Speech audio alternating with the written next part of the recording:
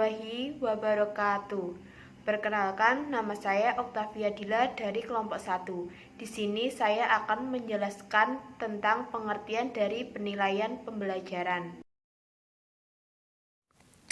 Ada 3 istilah atau konsep dalam dunia pendidikan atau pembelajaran yang sangat berkaitan, yaitu pengukuran, penilaian, dan evaluasi. Pengukuran. Pengukuran adalah suatu proses pemberian angka terhadap proses dan hasil pembelajaran berdasarkan ukuran, aturan, atau formulasi tertentu yang jelas dan sesuai dengan tujuan yang telah ditentukan. Penilaian.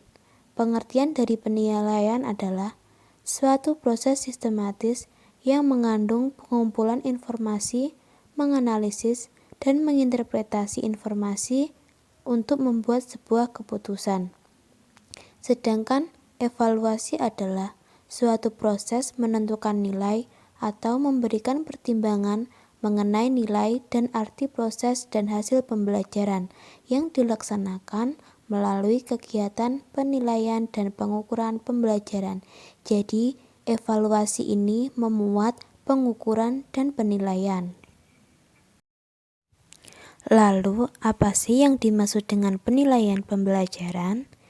Jadi, penilaian pembelajaran adalah sebuah rangkaian kegiatan untuk memperoleh, menganalisis, dan menafsirkan data tentang proses dan hasil belajar peserta didik yang dilakukan secara sistematis dan berkesinambungan, sehingga menjadi sebuah informasi yang bermakna dalam pengambilan sebuah keputusan. Di sini saya akan melanjutkan penjelasan dari Mbak Oktavia Dila. Tapi sebelum itu, perkenalkan nama saya adalah Udin Maulida, absen 20.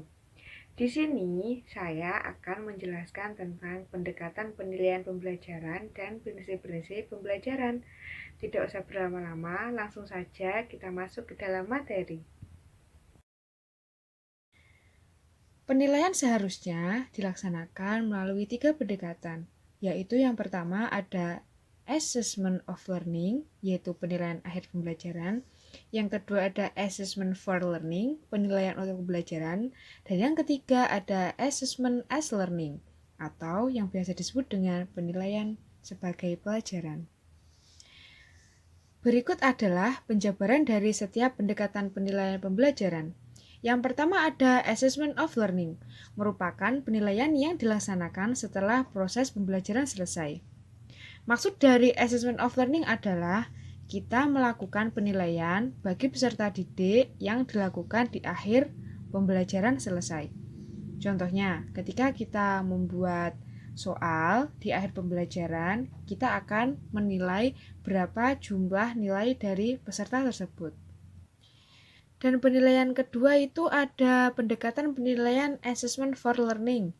Dilakukan selama proses pembelajaran berlangsung dan biasanya digunakan sebagai dasar untuk melakukan perbaikan proses belajar mengajar. Nah, maksud dari pendekatan ini adalah penilaian belajar siswa itu dinilai dari sikapnya ketika melakukan pembelajaran. Ketika pelajaran belajar mengajar, guru juga harus menilai sikap dari siswa tersebut, supaya guru bisa juga untuk mengintrospeksi diri, apakah pembelajaran ini sudah baik dilakukan atau belum. Nah, pendekatan yang ketiga ada assessment as learning, yaitu penilaian sebagai pembelajaran. Nah, maksud dari penilaian sebagai pembelajaran adalah mempunyai fungsi yang mirip dengan assessment for learning, yaitu berfungsi sebagai formatif dan dilaksanakan selama proses pembelajaran berlangsung. Jadi, jika guru sudah mengetahui salahnya di mana, guru harus bisa menggali salahnya tersebut dan dijadikan pengalaman belajar mengajar supaya lebih baik lagi. Selanjutnya, setelah kita mempelajari 3 pendekatan penilaian pembelajaran, sekarang kita akan belajar tentang prinsip-prinsip penilaian pembelajaran. Nah, di sini penilaian pembelajaran prinsipnya itu ada banyak sekali. Yang pertama ada berorientasi pada pencapaian kompetensi. Maksudnya, penilaian yang dilakukan harus berfungsi untuk mengukur ketercapaian siswa dalam pencapaian kompetensi, seperti yang telah ditetapkan dalam kurikulum. Dan yang kedua ada instrumen penilaian yang harus valid dan reliable. Artinya, penilaian yang dilakukan harus dapat mengukur apa yang seharusnya diukur. Untuk itu, guru harus memerlukan alat ukur data menghasilkan hasil pengukuran yang valid dan reliable. Reliable mempunyai arti alat ukur tersebut walaupun digunakan berulang-ulang akan dapat hasil yang sama. Dan yang ketiga ada prinsip adil, yaitu artinya penilaian oleh guru harus adil kepada seluruh siswa. Dan yang keempat ada prinsip penilaian objektif, artinya dalam penilaian hasil belajar siswa, guru harus dapat menjaga objektivitas proses dan hasil belajar siswa. Prinsip selanjutnya yaitu ada berkesinambungan atau kontinuitas. Artinya, penilaian yang dilakukan harus terencana terhadap teratur, terus-menerus, dan berkesinambungan untuk memperoleh informasi hasil belajar dan perkembangan belajar siswa. Prinsip yang selanjutnya ada prinsip menyeluruh, dalam arti bahwa penilaian yang guru lakukan harus mampu menilai keseluruhan kompetensi yang terdapat dalam kurikulum yang meliputi kognitif, efektif, dan psikomotorik.